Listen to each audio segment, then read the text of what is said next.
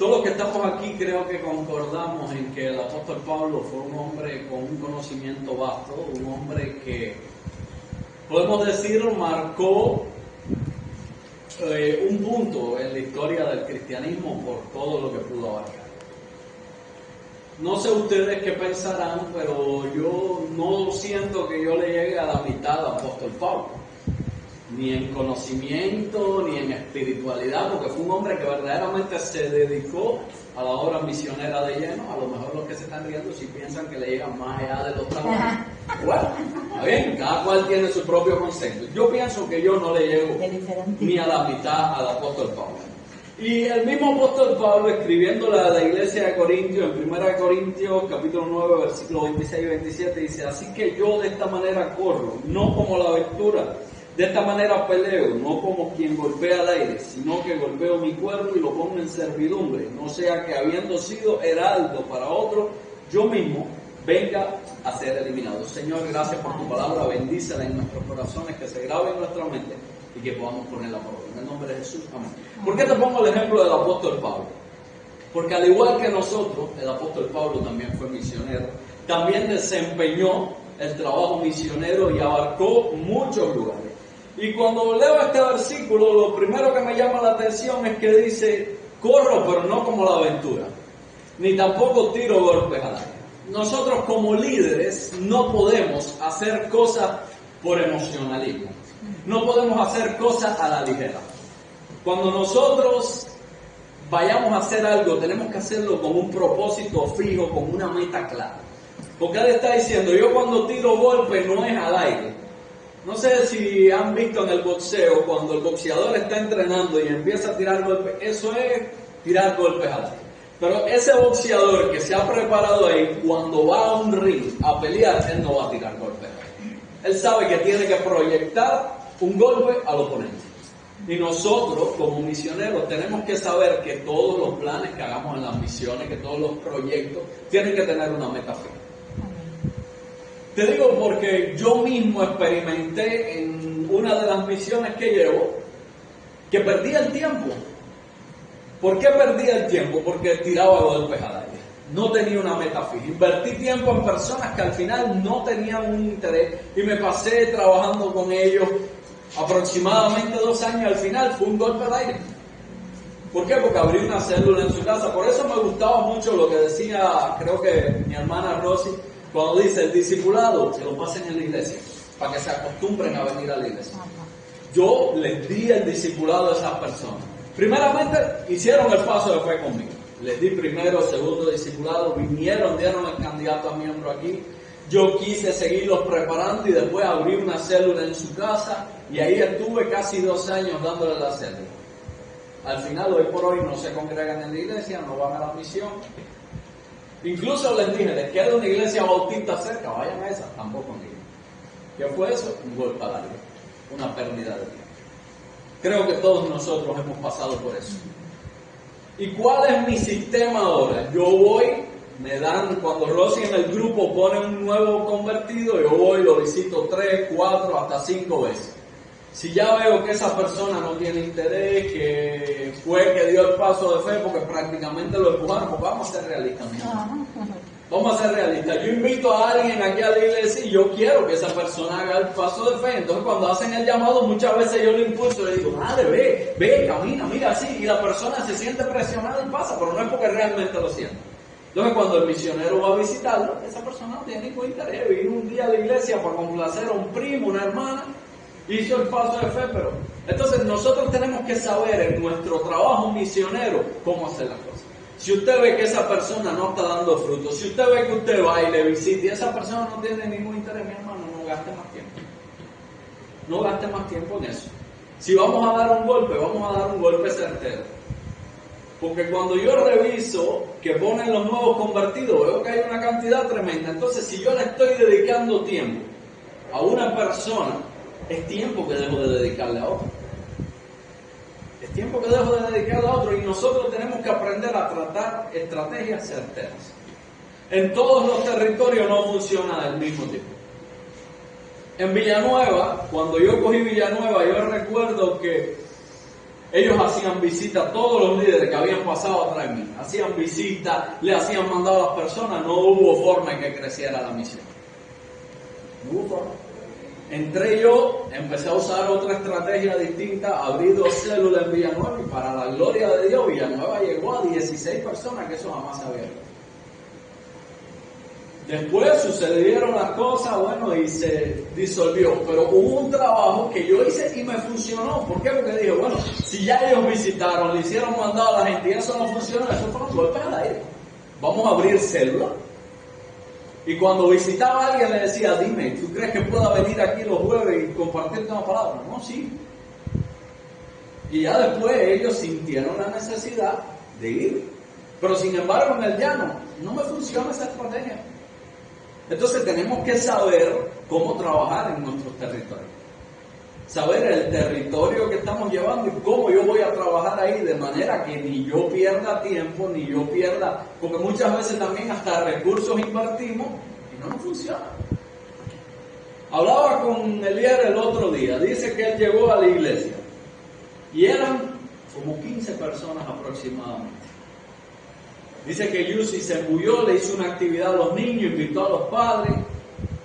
Fueron en el día de la actividad, pero ya para el otro culto, dice, estaban los 15 más 17 más. Porque los padres se motivaron, o sea, la estrategia que usó le funcionó. Pero te puedo hablar de una célula, que vaya, por ética no voy a decir ni territorio ni nombre, que un amigo mío una vez fue de líder para allá y le dijeron, esa célula está prendida, ahí lo que va es mucho con demasiado. Él va del primer culto, nada más estaba la gente de la casa.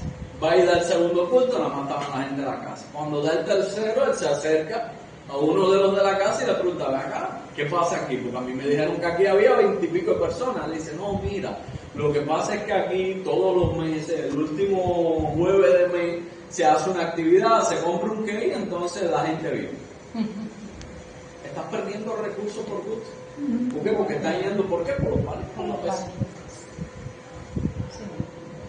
Yo concuerdo mucho con lo que decía Armandito.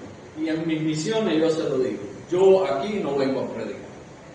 A mí no me van a oír predicar en la misión. Yo aquí vengo a ustedes a enseñarles Biblia. La misión del llano son personas que se congregan aquí en la iglesia. Entonces, ¿para qué yo voy a darle una predicación? Es un golpe a la aventura. O sea, un golpe al aire, perdón. Porque ellos vienen, escuchan al pastor predicar y entonces van para la misión y me escuchan a mí predicar también. Yo se los dije, le dije aquí, a partir de ahora yo no voy a dar más prédica, a partir de ahora es clase, estudio bíblico, para que ustedes aprendan Biblia, para que ustedes crezcan, para que ustedes se formen.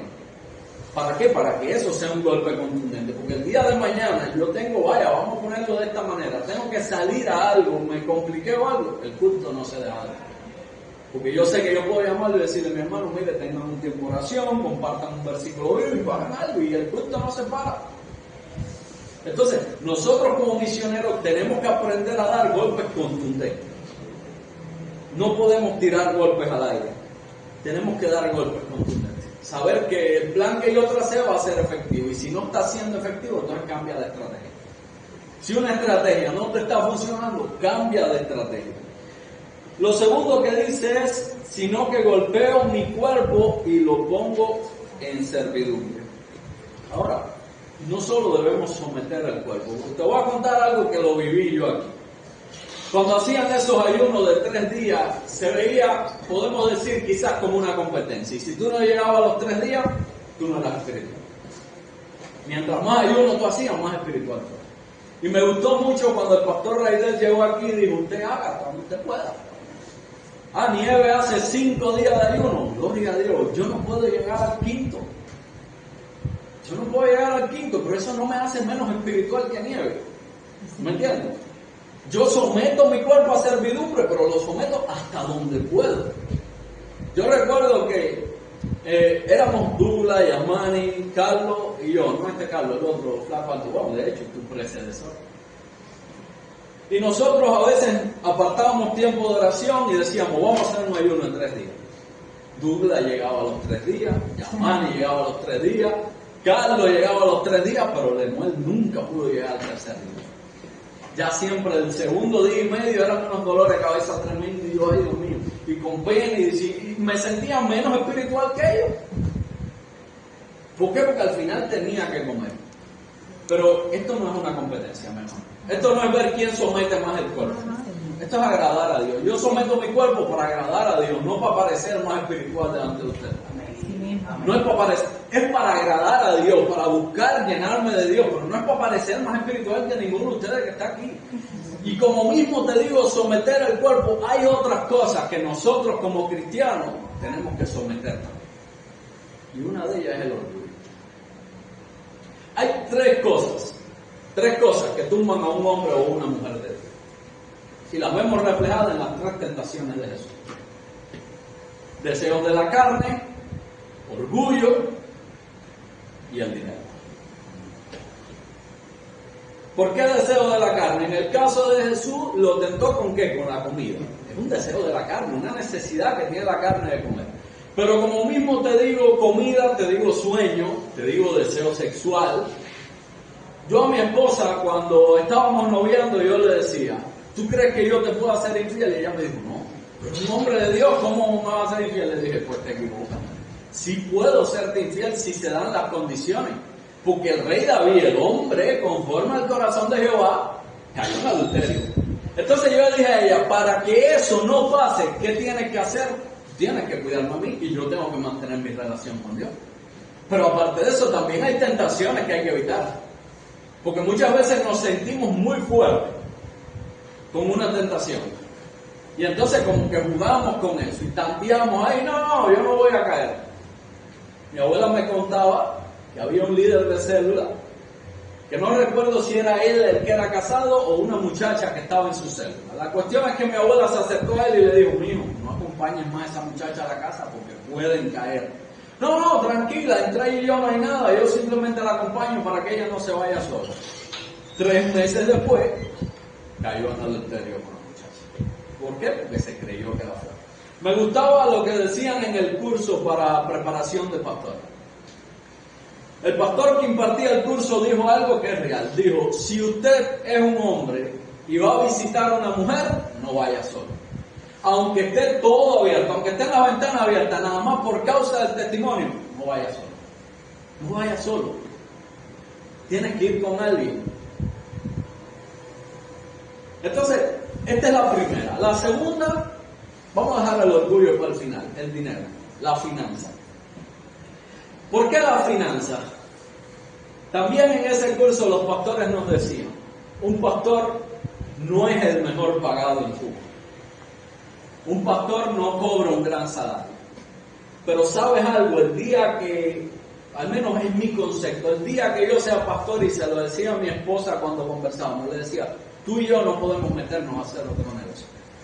Porque los mismos apóstoles dijeron, nosotros no podemos descuidar la palabra para irnos a servir mesa. Y no es que, porque quizás usted lee eso y usted dice, ay, que altivos los apóstoles, ellos no pueden servir, si Jesús le enseñó a servir, no era eso a lo que ellos se referían. Ellos a lo que se referían es, yo tengo una responsabilidad, que es predicar el evangelio. Yo no puedo involucrarme en otros negocios. Si yo soy pastor de una iglesia, yo no puedo estar metido en otros negocios porque voy a desenfocarme del pastorado. No, pero es que mira la necesidad, mi hermano, hay una promesa preciosa para los pastores. A mí me gusta el sistema metodista porque los metodistas son itinerantes. Si yo salgo hoy del pastor, a mí me pueden mandar como a Julio para irle a la juventud, lejísimo. Y la Biblia me dice, cualquiera que por mi causa deja madre, padre, tierra, hijo, dinero, economía, por mi causa, y esta es la parte bonita, dice, yo le daré 100 veces más en este tiempo. O sea, no es cuando tú te vayas para el cielo que vas a tener la recompensa, es en este tiempo, 100 veces más. Y en el siglo venidero tendrá la vida eterna. O sea, Jesús le está diciendo, todo el que deja padre, madre, hijo, tierra, posesiones, por mi causa, yo le voy a dar 100 veces más. O sea, hay una promesa, y vamos a llevarlo a nuestro contexto de la iglesia metodista. Hay una promesa que los pastores metodistas que tienen que dejar su casa para irse a otra provincia donde no conocen a nadie y dejar todo, es una promesa que tenemos de parte de Dios de que Él se va a ocupar de nosotros. Entonces, como pastor, uno no tiene que estar involucrado en otros negocios, porque por eso es que hemos visto muchas veces a líderes y pastores caen porque se enfocan en otras cosas.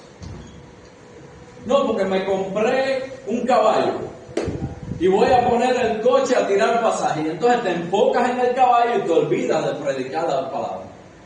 Te enfocas tanto en el negocio que descuidas el negocio que verdaderamente importa. Nosotros tenemos una responsabilidad como misioneros. Y por supuesto, no es que usted no trabaje. No es que usted no trabaje. Usted tiene que trabajar, usted tiene que ganar su dinero. Pero si tengo una responsabilidad como misionero, yo tengo que cumplir con eso. Yo tengo que atender a mi misión. No puede ser que yo cambie las cosas de Dios por dinero. Te lo digo porque conversaba con alguien que lo pasó, que fue líder, que llevó un ministerio, pero por situaciones tuvo que dejar el liderazgo porque no tenía una buena economía y tenía que casarse. Y entonces dejó el liderazgo, se puso a trabajar en una MIPYME, era trabaja, no tuvo prácticamente tiempo de venir a la iglesia. Y entonces, ¿qué pasó? Que se enfrió. Gracias a Dios, dejó ese trabajo, su economía menguó, pero ahora está de nuevo avivando el fuego. Y él me decía, mi hermano, yo sufrí ese tiempo. Yo sufrí ese tiempo porque yo estaba en el fuego de Dios, estaba metido en la obra de Dios, pero por ir a buscar dinero, por no tener la fe suficiente de que Dios iba a proveer, al final perdí lo que había logrado. Y no te estoy diciendo que tú no trabajes, entiende. Pablo mismo decía, el que no trabaje, que no come, y Pablo hacía la obra misionera, pero también dice la Biblia que se dedicaba a hacer tiendas de campaña. O sea, Pablo llegaba a un equilibrio, pero tenemos que entender que hay una prioridad en nuestra vida. Y yo quizás sea un poco radical con esto que le dije a unas personas, pero le dije, mira, si tú no puedes dar la excelencia en tu ministerio, es mejor que te quedes sentado en un banco escuchando palabra de Dios, tú tienes tu tiempo de oración, de lectura de la Biblia, pero no sirvas en ningún ministerio. Porque si lo vas a hacer mal, mejor que no lo hagas. Entonces nosotros tenemos una responsabilidad y no podemos dejar que por dinero nos desenfoquemos del propósito que Dios tiene para nosotros. Y por último, la tercera cosa que hace caer un hombre de Dios, y en esta es en la que quiero hacer énfasis, el orgullo. Fueron las mismas tres tentaciones que Jesús tuvo. Primero, el diablo lo tentó, convierte esta piedra en pan. Al final le dijo, mira, tú ves todos estos reinos de la tierra, todo esto te daré si postrado me adorar. O sea, le estaba hablando de riqueza, de dinero. Y cuando le dice, tú no eres el hijo de Dios, lánzate del templo, que ellos vean quién tú eres. Y ese es el que más fuerte nos golpea a nosotros. Ese es el que más fuerte nos golpea a nosotros. Nieve, tú me dejas confesar 2 o 3 falticas mías. Confiese, para que me apedreen después. ¿Sabes que en Villanueva se me dio una situación? Dije algo que no debía decir. No sean curiosos, no les voy a decir qué fue lo que dije, pero dije algo que no debía decir. Y entonces, después cuando lo rectifico, fue una lucha interna que yo tuve. Porque yo decía, yo sé que tengo que corregir ese error. Pero el hecho de que ellos no se hayan dado cuenta de que yo cometí un error y yo lo corrija sin que ellos se den cuenta, no me parece que sea muy cristiano. Yo tengo que pedirle disculpas a ellos.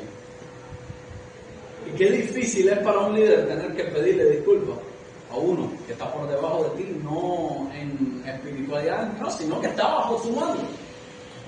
Porque tú dices, ahora ¿cómo yo voy y le pido disculpas a Nieve? Si Nieve todos los martes en la misión, o los jueves, o el día que yo doy la misión, se sienta a escuchar mi prédica. ¿Cómo yo le pido disculpas a ella y le digo, mi hermana, mira, me equivoqué? Es una lucha contra el orgullo. Es mi prestigio. Yo tengo un prestigio en la misión que no puedo perder porque me van a mirar diferente. Y era una lucha interna que yo tenía, mi amigo.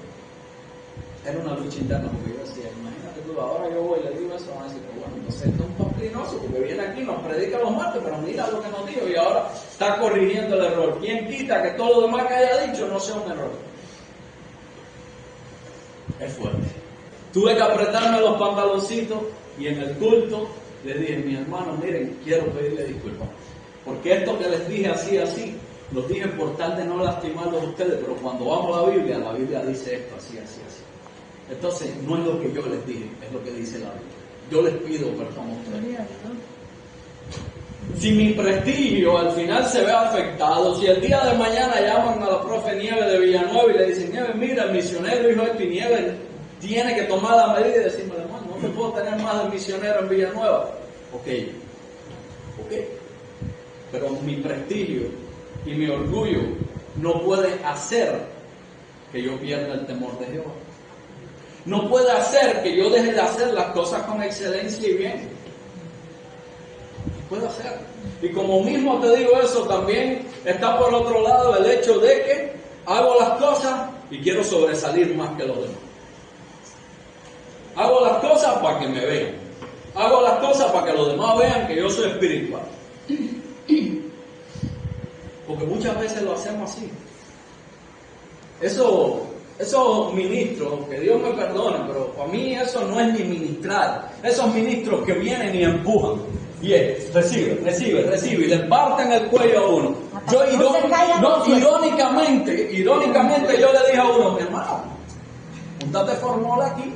Es más fácil. Púntate formola, así como le hagas así, le pongas la mano cerca de la nariz, ya el olor lo tumba y es más fácil. Es una que le dijo a un pastor hace años de esto. Y le dijo ella, pastor, no ayuda al Espíritu Santo. Ajá. ¿Por qué? Porque a veces queremos esforzar. ¿Por qué? Porque el orgullo. Porque si no se cae la persona, entonces yo no estoy ungido. Si las personas no caen en el piso, entonces no hay unción en mí. Hermano, yo en las clases de homilética me centré más en el carácter que debe tener un predicador que en cómo preparar una prédica. Porque una prédica la sabe preparar cualquiera. Porque tú le das el instrumento, eso es fácil. Pero ser un predicador abarca más que eso. Y una de las cosas que yo le decía a los muchachos es, miren, el que tiene que brillar en la prédica es Cristo, no ustedes. No ustedes. El que tiene que brillar es Cristo. Yo no necesito que las personas se caigan. Y yo te voy a decir algo, yo soy muy temeroso a la hora de soltar palabras proféticas, a la hora de decir, Dios me dijo. Creo que muy pocas veces, si han sido 3 o 4, han sido muchas, las que yo he dicho, así te dice el Señor. Y es porque he estado de verdad plenamente convencido. O cuando uso un pasaje de la Escritura que digo, así te dice Dios, y te leo el pasaje de la Escritura.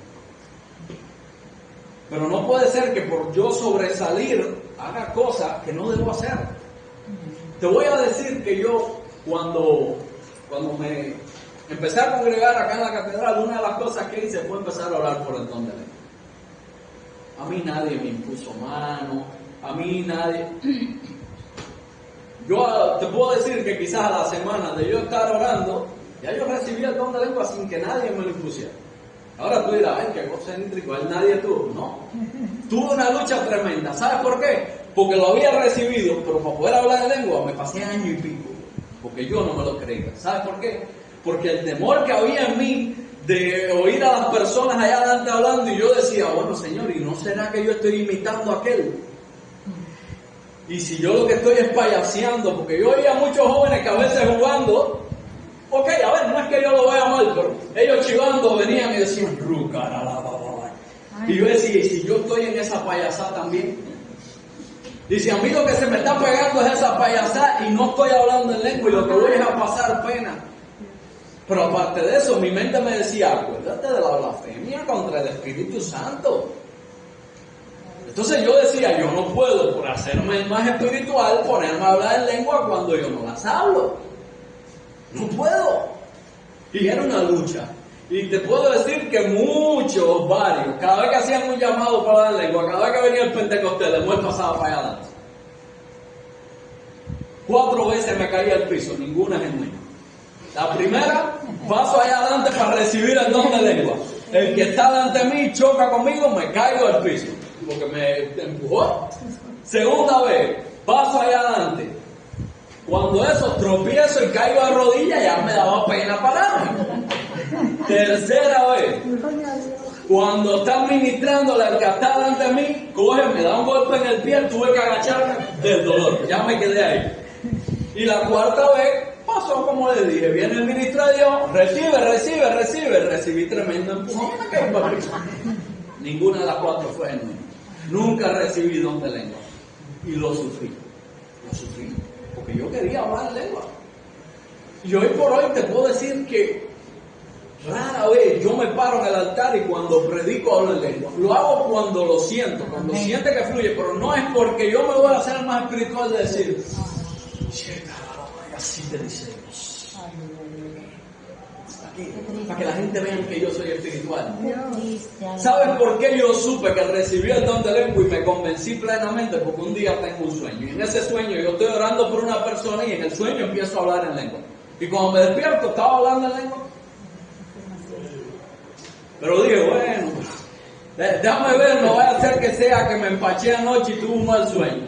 En Santiago de Cuba, en el regional de los jóvenes, a mí se me desató la lengua de una manera que yo no pude controlar. Y dije, verdaderamente lo recibí. Pero yo no puedo estar soltando palabras proféticas a la ligera.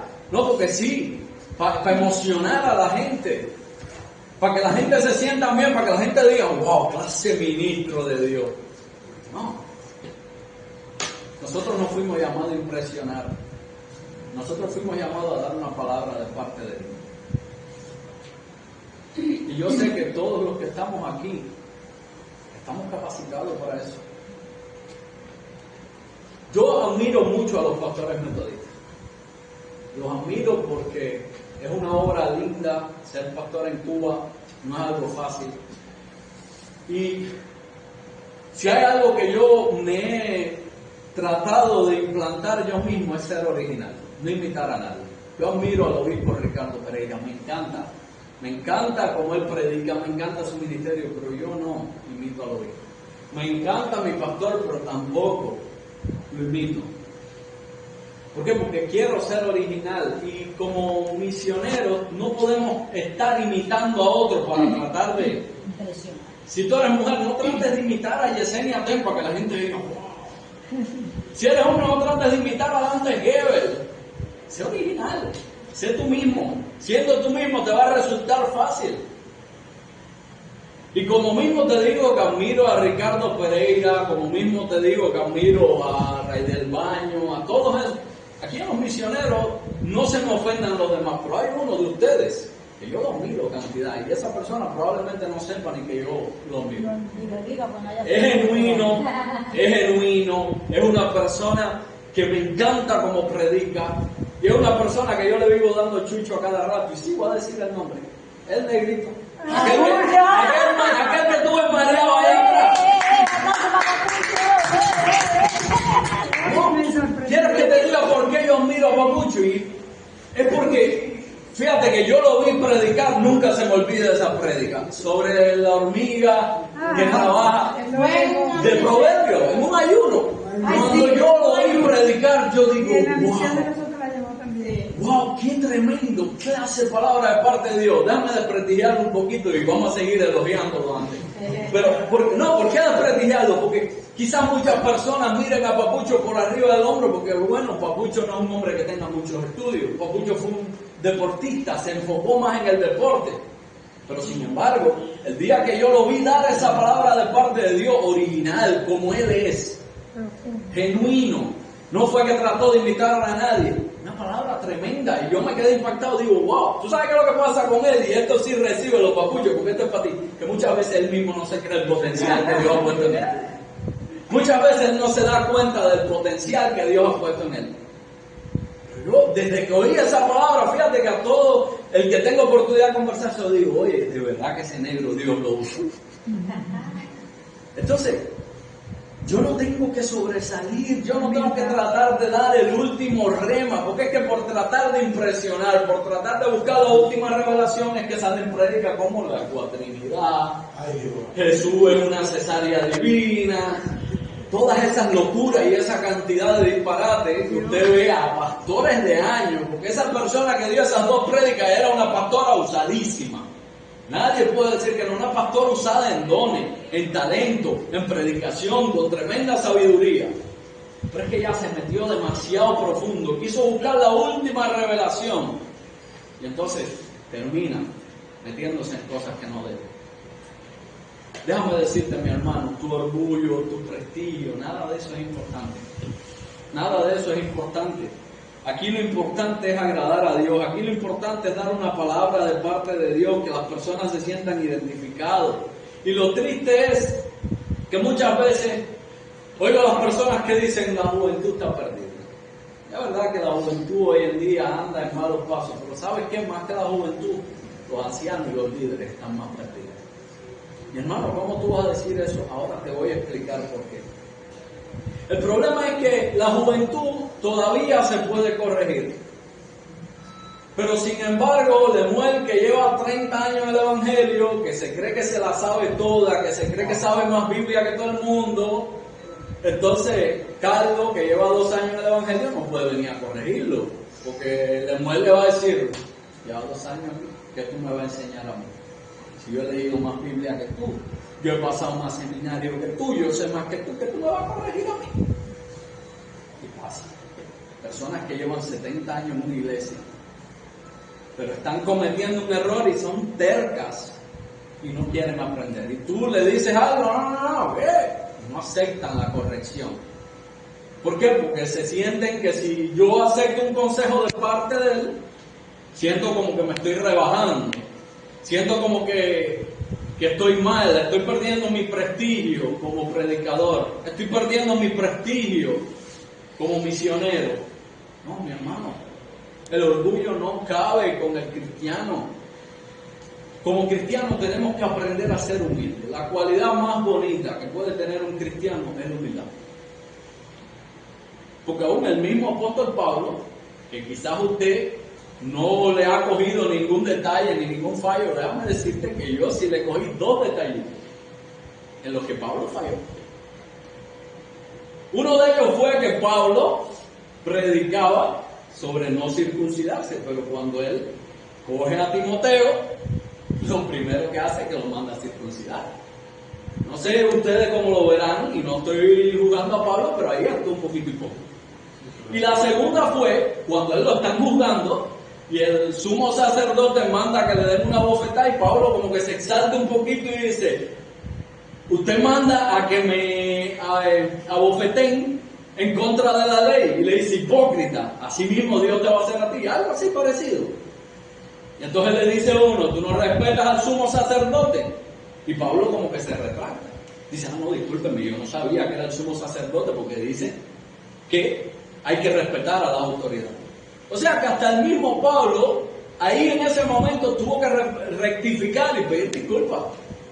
Pedro, el hombre que había caminado con Jesús, el hombre clave, el que le iban a dar las llaves del reino, también en un momento determinado cometió un error, y Pablo lo tuvo que requerir. Y yo no me imagino que Pedro se puso molesto con Pablo y le dijo: ¿quién tú eres? Si tú seguías a los cristianos, ¿de qué me vas a hablar tú a mí? No, yo me imagino que Pedro bajó la cabeza y dijo: es verdad, mi hermano, tienes razón. Nosotros tenemos que ser así también entre nosotros. Nosotros no podemos creernos que somos mejor que nadie. No podemos creer que, no, porque aquel lleva 1 año en el Evangelio y yo llevo 10. Aquel no puede venir a enseñarme nada a mí. Pablo mismo decía algo que es clave: examinarlo todo, retenerlo. Aquí tú puedes aprender de cualquiera. De cualquiera tú puedes aprender. Y termina el versículo diciendo: no sea que, habiendo sido heraldo para otros, yo mismo venga a ser eliminado. ¿Qué es un heraldo? Un heraldo somos tú y yo, un mensajero, un enviado. Yo le puse a esta meditación, a esta prédica, heraldo de Dios, porque tú y yo somos heraldos de Dios. Dios nos envió a llevar un mensaje. Y Pablo lo que está diciendo es: no sea que yo, siendo heraldo, el que les enseña, el que les predica, vaya yo a perder la salvación. ¿Tú crees que porque tú lleves 10, 15, 20 años en una iglesia ya tú eres salvo? Qué lejos está de la realidad. Hay un versículo que yo siempre digo es el más triste de la Biblia. Y es cuando Jesús dice: en mi nombre echaron a demonios, pero aléjense de mí porque no los conozco.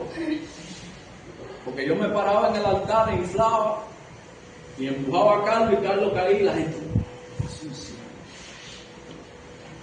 ahora que vamos un poquito más, vaya, vamos a profundizar más. Oraba por Carlos y Carlos era sano porque Dios me dio un don. vínculo con Dios, no tenía una buena relación con Dios, no tenía un lazo estrecho con Dios, los dones, los talentos. Eso es por gusto. Si tú no mantienes el fuego avivado, si tú no mantienes la relación con Dios, todo eso es por gusto. No trates de impresionar nunca a nadie. Heraldo es una persona que lleva la palabra. Si tú eres un heraldo de Dios, ¿tú qué palabra vas a llevar? ¿La de la profe Nieves? ¿La mía? No, tú vas a llevar la palabra de Dios. Tienes que llevar la palabra que vivas. Es la palabra de Dios la que tú vas a llevar. Porque si no es sin valor que te tiene. Fíjate que yo me tomo el atrevimiento de decirle a la gente en mi misión, lean Biblia. Cuando yo coja y les predique algo, vayan a la Biblia. Cerciórense de que yo no me pare en el púlpito a hablar de un disparate. Cerciórense de ello, busquen. Porque cualquiera puede equivocarse, cualquiera puede cometer un error, pero mi error no tiene que arrastrar a la congregación. Entonces yo les enseño a ellos, cuando yo predique, búsquenlo, cerciórense. Ya ni voy a terminar en breve. No te preocupes, no me voy a extender más. Entonces, mis hermanos, si fuimos llamados a predicar la palabra de Dios, primero que nada debemos tener cuidado de no hacer cosas vanas, saber invertir bien el tiempo, saber enfocarnos bien, saber usar estrategias efectivas, no gastar el tiempo en cosas vanas. Segundo, tener cuidado con esas cosas que nos hacen caer, principalmente el orgullo, porque el orgullo afecta a todos. El orgullo destruye al hombre de Dios. Y tener en cuenta que para que mi ministerio sea exitoso, para que mi ministerio sea de bendición a otros, primero tengo que analizarme yo. Porque Pablo lo dijo, yo soy heraldo de muchos, pero tengo que cuidar mi salvación, no vaya a ser que yo la pierda. Todos aquí fuimos llamados al campo misionero, a todos nos han dado oportunidades para la gloria de Dios. Ahora los domingos el pastor dijo, continúenlo y vamos a seguir predicando los domingos. Pero cuando tú te pares en ese altar, párate a dar una palabra de parte de Dios. No trates de impresionar a nadie. Trata de que sea Dios el que brille, trata de que sea Dios el que llegue a los corazones. Y siempre ten por delante cuidar lo que Dios ha puesto en nosotros. Cuidar lo que Dios ha puesto en nosotros. Porque aunque tengas dones, aunque tengas talento, aunque tengas ministerio, lo que garantiza tu entrada al cielo mañana es que tú tengas una buena relación con Dios. No es los ministerios y los dones, es que tú tengas una buena relación con Dios. Dios te bendiga.